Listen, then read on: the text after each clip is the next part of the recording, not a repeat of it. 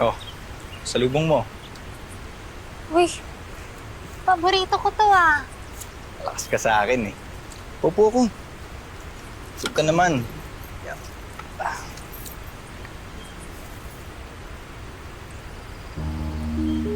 Ngayon ka makatingin sa akin. Mas blooming ka kasi tignan ngayon. Masaya ka na kasi. Alam mo, na-realize ko lang, hindi lang pala gamot ang nagpapagaling sa taong may mental health problems.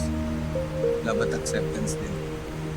Kasi kung tanggap ka na ng mga tao sa paligid mo, mas madali mo maayos sarili mo. Bait mo, no?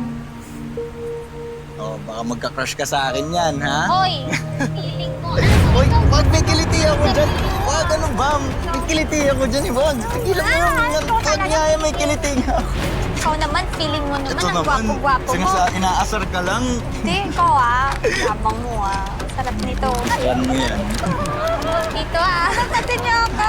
Ayoko na dito. Ayoko na. Ayoko na. Bitawan niyo. Bitawan niyo ako. Ayoko na dito. Sonia!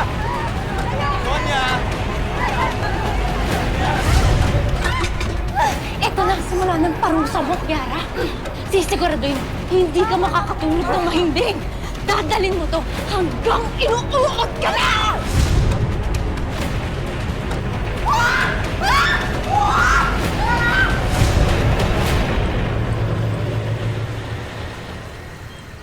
Bumalik na tayo sa bahay natin. Iwan ko na dito.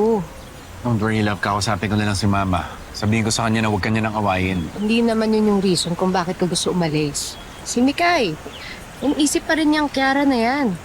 Ang tingin niya, mabait yung tita Angel niya. So, you wanna move out kasi marami silang memories dito. Dito sila naging close eh. Everywhere she looks, mareremind siya ng Kiara na yan. Mas mabuti pa, umalis na lang tayo para makalimutan niya na totally ang tita Angel niya.